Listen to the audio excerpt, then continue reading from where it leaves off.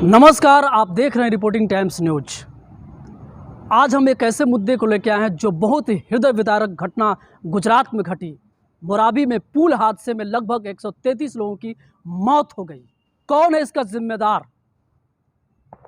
किस कंपनी ने बिना मेंटेनेंस सर्टिफिकेट लिए हुए इस पुल पर जाने की अनुमति किसने दिया? ये सवाल खड़े हो रहे हैं गुजरात के सरकार पे और मोदी सरकार पर भी। तो आगे इस घटना पर हमारे जो सहयोगी पत्रकार हैं आशुतोष की रिपोर्ट देखिए कि क्या इस घटना में हुआ और कौन है इसका जिम्मेदार। आप देख रहे हैं रिपोर्टिंग टाइम्स। किसी ने अपने पिता को खोया, किसी ने अपने भाई को खोया, किसी ने हमसफर को खोया, तो किसी ने सच्चे दोस्त को खो दिया। जी हाँ, ये वही गुजरात है जिस गुजरात मॉडल के बल पर देश के प्रधानमंत्री दिल्ली तक पहुंचते हैं। ये वही गुजरात मॉडल का मोरबी पुल है जहां अचानक एक ऐसी घटना होती है जो पूरे देश को शर्मसार भी करती है और अफसोस में भी डालती है और दुख और दर्द में भी डालती है। ये वही मोरबी पुल है जो गुजरात के विकास मॉडल का परिचायक है, जिस विकास मॉडल का नाम जप कर प्रधानमंत्री नरेंद्र मोदी दिल्ली तक पहुंचते हैं। जी हाँ, दिल तो उनका भी कांप रहा होगा और रूह उनका भी कांप रहा होगा, शायद इसलिए भी कि कुछ लोग इस हादसे में दुनिया छोड़कर चले गए। लेकिन सच्चाई ये भी है कि चुनाव सिर पर है।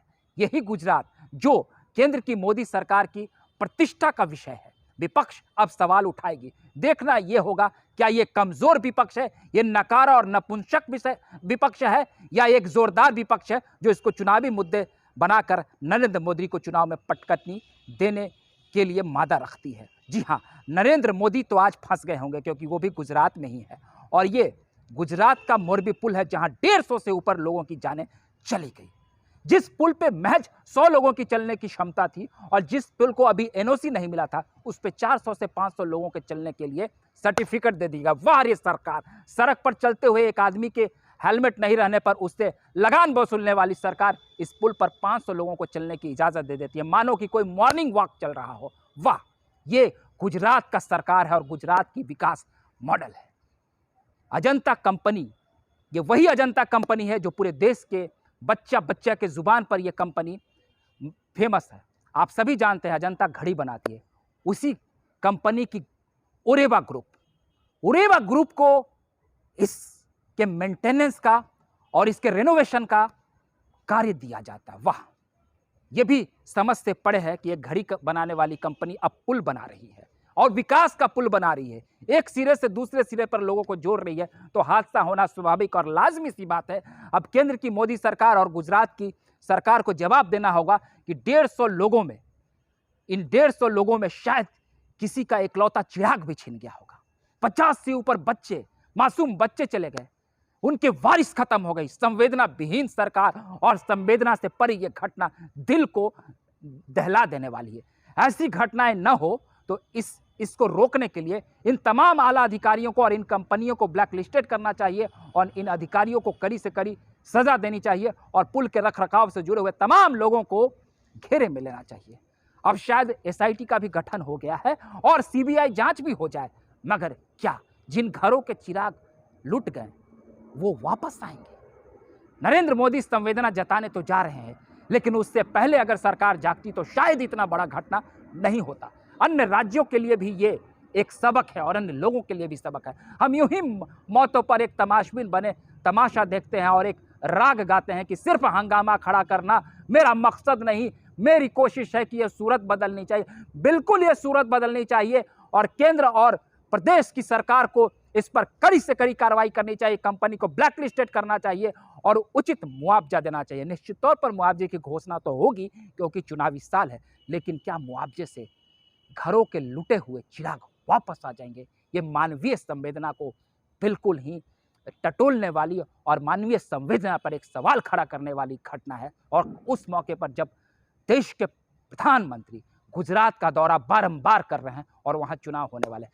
बहरहाल थोड़े दिन में शायद विपक्ष भी इस मुद्दे को भूल जाए, आप भी भूल जाए, लोग भी भूल जाए, लेकिन वो लोग तमाम कई सालों तक इस घटना को नहीं भूलेंगे, क्योंकि वो भूल नहीं सकते हैं, क्योंकि उनके घर के जो लोग थे, इसमें कई ऐसे लोग होंगे जो उस घर में जिनका घर उनकी कमाई से चलता होगा, और कुछ ऐसे भी लोग होंगे जिन्होंने अपने बहुत बहुत चहेतों को खोया होगा। शायद वो इस घटना को बर्दाश्त नहीं कर पा रहे होंगे। खास बात यह है कि गुजरात के राजकोट के भाजपा सांसद मोहन कुंदरिया के परिवार के लोग भी इस हादसे में गुजर चुके हैं। बाहरी सरकार और बाहरी प्रशासन। खैर, आप मौन होकर तमाशा देखिए और आगे फिर हम अगले वीडियो के साथ आपके सामने। तो जैसा कि आपने देखा कि हमारे सहयोगी पत्रकार आशुतोष ने बहुत ही अच्छे तरीके से बताया कि गुजरात में जो ये घटना घटी वो बहुत ही हृदय विदारक है और दोषियों को सज़ा मिलनी चाहिए, उस कंपनी को बंद कर देना चाहिए। तभी मोदी सरकार जो आगे गुजरात में चुनाव होने वाले हैं किरकिरी से बच सकते हैं, नहीं तो विपक्ष चुनाव में सवाल पैदा करेगी और घेरने का पूरा प्रयास करेगी। तो अगर आपको हमारे वीडियो अच्छा लगा तो हमारे वीडियो को शेयर करें, इस पे अपनी प्रतिक्रिया दें, हमारे चैनल को सब्सक्राइब करें, फेसबुक पेज को फॉलो करें, अपना कमेंट दें। धन्यवाद।